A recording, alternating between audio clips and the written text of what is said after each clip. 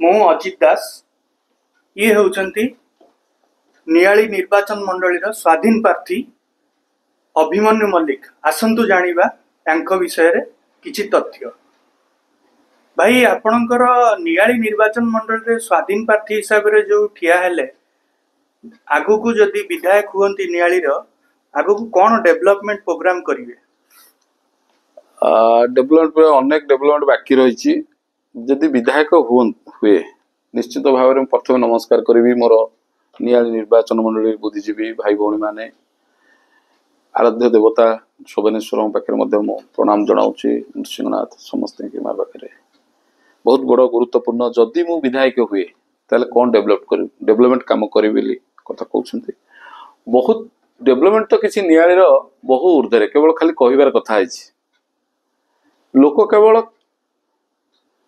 ଖାଇବା ଜୀବିକା ନିର୍ବାହ କରୁଛନ୍ତି, ବଞ୍ଚୁଛନ୍ତି, ଏବଂ ଯୋଉଟା ମୌଳିକ ସାମାଜିକ ଅଧିକାର ସରକାରୀ ସ୍ତରରେ ତାଙ୍କର ଯୋଉ ପ୍ରକାର ତାଙ୍କ ପାଖରେ ପହଞ୍ଚିବା କଥା, ତା ବହୁ ପଛରେ ରହିଛି। ନିଆଳି ମୋର ନିଆଳି ଆକ୍ଚୁଆଲି କୃଷି ପ୍ରଧାନ ଏବଂ ଆଉ ମଧ୍ୟ ଶିକ୍ଷିତ ଅଞ୍ଚଳ। ବେଶୀ ପ୍ରାୟ ଦେଖିବେ ସରକାରୀ ଚାକିରି ମଧ୍ୟ ବେତନରେ ଚାକିରି କରିଛନ୍ତି ଆଉ ମଧ୍ୟ କୃଷି କ୍ଷେତ୍ରରେ ଚାଷ କରୁଛନ୍ତି। ଆଉ ପ୍ରାୟ ବହୁତ ଯୁବକ ଆମର ଯେହେତୁ ରୋଜଗାର ନାହିଁ, ସେମାନେ ବାହାରକୁ ଯାଇଛନ୍ତି, ଦାଦନ ଖଟିବା ପାଇଁ ଯାଇଛନ୍ତି ଏବଂ ପ୍ରାୟତଃ ରୋଷେଇ କାର୍ଯ୍ୟରେ, ମୁଁ ଯେଉଁ କହୁଥିଲି ରୋଷେଇ କାର୍ଯ୍ୟରେ ପ୍ରାୟ ଯୁବକ ରୋଷେଇ କାର୍ଯ୍ୟରେ ମଧ୍ୟ ନିୟୋଜିତ ଅଛନ୍ତି। କଟକ ଭୁବନେଶ୍ୱର ବିଭିନ୍ନ ଜାଗାରେ ହୋଟେଲ ମାନଙ୍କରେ ମଧ୍ୟ ଅଛନ୍ତି ବିଭିନ୍ନ ଜାଗାରେ। ତେଣୁ ଡେଭଲପମେଣ୍ଟ ଯୋଉ କଥାଟି କହିଲେ, ମୁଁ ହେଲେ କ'ଣ କରିବି? ମୁଁ ପ୍ରଥମ ପ୍ରାୟୋରିଟି ଦେବି ଯଦି ହେଲେ ମାଆକୁ ସମ୍ମାନ, ଗାଁକୁ କାମ, ବେକାରୀ ଯୁବକ ମାନଙ୍କର ରୋଜଗାର, ଛାତ୍ରଛାତ୍ରୀଙ୍କର ଶିକ୍ଷାର ଗୁରୁତ୍ୱ, ବିଦ୍ୟାଳୟରେ ଶିକ୍ଷାର କେମିତି ମାନ ଉନ୍ନତ ମାନର ରହିବ। ଯୋଉ ଆମର କଲେଜ ମାନେ ସବୁ ରହିଛି ନିଆଳି ନିର୍ବାଚନ ମଣ୍ଡଳୀ, ୟୁଜିସି ଗ୍ରାଣ୍ଟ, ପ୍ରାୟ ୟୁଜିସି ଗ୍ରାଣ୍ଟ ପାଇନାହାନ୍ତି। ସେମାନେ ଯେହେତୁ 10ମ ପାସ୍ କରିଦେଉଛନ୍ତି, କଲେଜରେ ଗରିବ ପିଲାମାନେ ପାଠ ପଢିବା ପାଇଁ ତାଙ୍କୁ ମଧ୍ୟ ସେ ଯୋଉ କଲେଜର ଯୋଉ ଉନ୍ନତି କରିବା କଥା, ସରକାରୀ ବହୁ ପୁରୁଣା କଲେଜ ସବୁ, ତାଙ୍କର ଏପର୍ଯ୍ୟନ୍ତ ୟୁଜିସି ଗ୍ରାଣ୍ଟ ପାଇଲେ ନାହିଁ। କଲେଜଟିକୁ ଯୋଉ ଉଚ୍ଚ ଶିକ୍ଷା ପାଇବା କଥା ପିଲାଟି, ତାର ଆସ୍ଥା ହରାଇ ଦେଇଛି। ଘର ପାଖରେ କଲେଜ, କିନ୍ତୁ ତାର ବିଶ୍ୱାସ ପାଉନି ପାଠ ପଢିବା ପ୍ରତି। ସେ କଲେଜର ପାଠ ପ୍ରତି, ପଢା ପ୍ରତି ବିଶ୍ୱାସ ପାଉନାହିଁ। କାହିଁକି ନା ବହୁତ ପୁରୁଣାତନ ହେଲେ ମଧ୍ୟ ସେ କଲେଜର ଯୋଉ ଇନଫ୍ରାଷ୍ଟ୍ରକ୍ଚର ଡେଭଲପମେଣ୍ଟ ହବା କଥା ସେ ଠିକ ସେ ହେଇପାରୁନାହିଁ। ଏବଂ ଯୋଉ ମାନେ ରହିବା କଥା ପ୍ରଫେସର ଲେକ୍ଚର ରହିବା କଥା, ସେମାନେ ପ୍ରାୟତଃ ତା ଉପରେ ଗୁରୁତ୍ୱ ନ ଦେଇ କଟକ ଭୁବନେଶ୍ୱର ରହୁଛନ୍ତି। ସେମାନେ ସାଲାରୀ ପାଉଛନ୍ତି, କିନ୍ତୁ ମଧ୍ୟ ଏହା ଉପରେ ମଧ୍ୟ ଠିକ ସେ ଆସୁନାହିଁ। ତେଣୁ ମୋଟାମୋଟି ଦେଖିବାକୁ ଗଲେ ଉଚ୍ଚ ଶିକ୍ଷାରୁ ପ୍ରାୟ ଘର ପାଖରେ କଲେଜରୁ ସେମାନେ ବଞ୍ଚିତ ହଉଛନ୍ତି। ପ୍ରଥମ ଶିକ୍ଷା ଆଉ ସ୍ୱାସ୍ଥ୍ୟ ଦେଖିବେ, ପ୍ରାୟ ଆମର ଦେଖିବେ ମେଡିକାଲ ରହିଛି ପ୍ରାୟ ଦେଖିବେ ମେଡିକାଲରେ ଘର ଉପରେ ଘର ହଉଛି। ଏଠି କଟକର ସିଡିଏମ, ଏଠି ଯାଉନାହାନ୍ତି, ଭିଜିଟ କରୁନାହାନ୍ତି। ସେଠି କେବଳ ଟେଣ୍ଡର ଡାକୁଛନ୍ତି। ସେଠି ଘର ହବ, ଘର ଉପରେ ଘର, ସେ ଘର ହଉଛି କିନ୍ତୁ କାମରେ ଲାଗୁନି। ଡାକ୍ତର ନୀତି ନିୟମ ରହୁନାହାନ୍ତି, ତା ଉପରେ ମଧ୍ୟ କୌଣସି ଗୁରୁତ୍ୱ ନାହିଁ।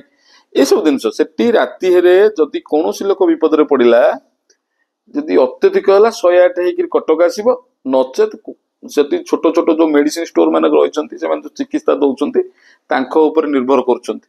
ଯଦି ଭଲ ଚିକିତ୍ସା ପାଇଲେ ବଞ୍ଚୁଛନ୍ତି, ନହେଲେ ବଞ୍ଚୁନାହାନ୍ତି। କଟକର 20 କିଲୋମିଟର ବ୍ୟବଧାନ, 30 କିଲୋମିଟର ବ୍ୟବଧାନ, କିନ୍ତୁ ସେଠି ସ୍ୱାସ୍ଥ୍ୟ ସେବାରୁ ବଞ୍ଚିତ ପୁରା ଟୋଟାଲ। କିନ୍ତୁ ମାଲାମାଲ, କଣ୍ଟ୍ରାକ୍ଟର ମାଲାମାଲ। ସେଠି ଯୋଉ ମେଡିକାଲରେ ଘର ହଉଛି, ଘର ହେଲା, କଣ୍ଟ୍ରାକ୍ଟର କରିଦେଲା, ଯେତେବେଳେ ତାର ଡ୍ୟାମେଜ ହଉଛି ହସ୍ତାନ୍ତର ଡିପାର୍ଟମେଣ୍ଟ ନଉଛି ଏବଂ ସେତେବେଳେ ପୁଣି ସେ ମେଣ୍ଟେନାନ୍ସ ଖର୍ଚ୍ଚ କରୁଛି। ସେ ଘର କରୁଛି, ଭାଙ୍ଗୁଛି, କିନ୍ତୁ ସ୍ୱାସ୍ଥ୍ୟର କୌଣସି ସ୍ୱାସ୍ଥ୍ୟ ବିପର୍ଯ୍ୟସ୍ତ, ଶିକ୍ଷା ବିପର୍ଯ୍ୟସ୍ତ ଏବଂ ରାସ୍ତାର ଗମନାଗମନ ରାସ୍ତା ଯୋଉ ହଉଛି ଅଳ୍ପ ଦିନ, ଯେହେତୁ ପ୍ରଶାସନ, ଯେହେତୁ ଲୋକ ପ୍ରତିନିଧି ମାନେ ଦୁର୍ବଳ, ଯାହାକି ତାଙ୍କର ଶୋଷଣର ଚିନ୍ତାଧାରା ରହିବାରୁ ପ୍ରଶାସନିକ ଅଧିକାରୀ ସବଳ ହେଇଛନ୍ତି, ସେମାନେ ଡାଇରେକ୍ଟ ବହୁ ରାସ୍ତା ଲୋକମାନଙ୍କ ସୁବିଧାରେ କଣ ହଉଛି ନାହିଁ, ସେଠୁ ଡାଇରେକ୍ଟ ପଇସା କମାଉଛନ୍ତି। ମାନେ ତାଙ୍କର ପିସି ଡାଇରେକ୍ଟ, ଯୋଉଠି କି ବ୍ୟବସ୍ଥାରେ ନାହିଁ, କିନ୍ତୁ ପିସି ସେମାନେ ଡାଇରେକ୍ଟ ନଉଛନ୍ତି। ଜେଇଗୁରା ଦେଖିବେ, ବ୍ଲକ ଜେଇଗୁରେ, ଆରେ ଯିଏ ଜଗିବ ସେ ଖାଇବ। ସିଏ ତ ଜେଇଙ୍କ ଉପସ୍ଥିତିରେ କାମ ହବା କଥା, 1,00,000 ଟଙ୍କାର କାମ, ସିଏ ତ ଜେଇ ନେଇଗଲା ସେଠି 6,000 ଟଙ୍କା, 6,000 ଟଙ୍କା ଷ୍ଟେଟ କହିକିରି 6,000 ଟଙ୍କା ନେଇଗଲେ। ମାନେ ମୋ କହିବା କଥା 1,00,000 ରୁ 6, ଆଉ ଅନ୍ୟାନ୍ୟ ଆନୁଷ୍ଠାନ ଦେଖିଲେ 16,000 ସେ ନେଇଗଲେ।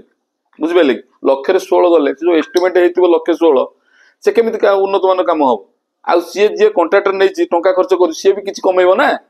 ତେଣୁ ମୋଟାମୋଟି ଦେଖିବାକୁ ଗଲେ ସତ୍ୟ କଥା ହଉଛି ଯେ ଏଠି ଲୋକ ପ୍ରତିନିଧିଙ୍କ ଦୁର୍ବଳ ଭାବନା ଯୋଗୁ प्रशासनिक अधिकारी मानकर मनमुखी कार्य एवं अधिका मुनाफा कमाया मनोवृत्ति आज वर्षकर रास्ता ढलई रास्ता आज भांगी माँ करुच्ची एवं बारंबार से जगह रास्ता हो कंट्राक्टर एवं प्रशासन अधिकारी लोकप्रतिनिधि ता ऊपर मालामाल हो लोक सुविधा से आसुना जो अवस्था जमती सेमती टंका सरकार खर्च होचे मो कहता किंतु लोकंकर दीर्घस्थायी सुविधा आसुना धान मीन गोपालन এই তিনোটির জায়গা হচ্ছে নিয়াଳି নির্বাচন মন্ডলী কিন্তু তাଙ୍କୁ ଗୋଟେ প্ল্যানিং করা যাই পারনে সরকারଙ୍କ দ্বারা या ऊपर आपण कोन विवरण देबे ना ना पर विवरण देबे हमरो देखो एसएसजी ग्रुप प्राय देखियो एसएसजी ग्रुप माने रहिछन तांको डेवलपमेंट पई माने तांको माछ चाष पई मध्ये से देखिबे ब्लॉक बैंक तरफ लोन मन नैछन्ते ताको जो माने जोगे गाइड करिवे एवं मत्स्य विभाग देखिबे ब्लॉक रे कंटापड़ा ब्लॉक देखिबे तांको तो प्राय समय ताला पडुछ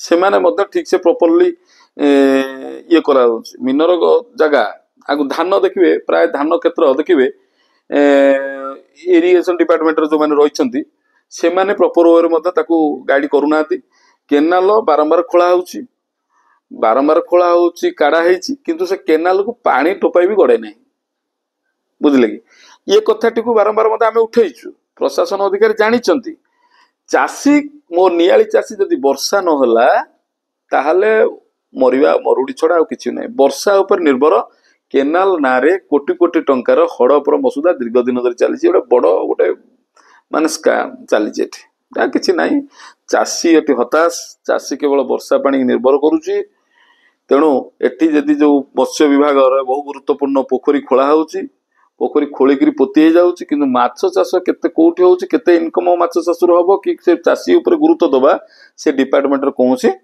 रहू नै एवं पान पान बर्जटा हूँ बहुत माने माने कथा हूँ फनी देखिए पान चाष सूक्ष्म जदि पाणीपाग उपर निर्भर जदि पवन जोर है से भांगी चूरमार हो चाषीटी अल्प दिन भर हताश हो किंतु पान चाषी प्रोत्साहन देवाई कौन व्यवस्था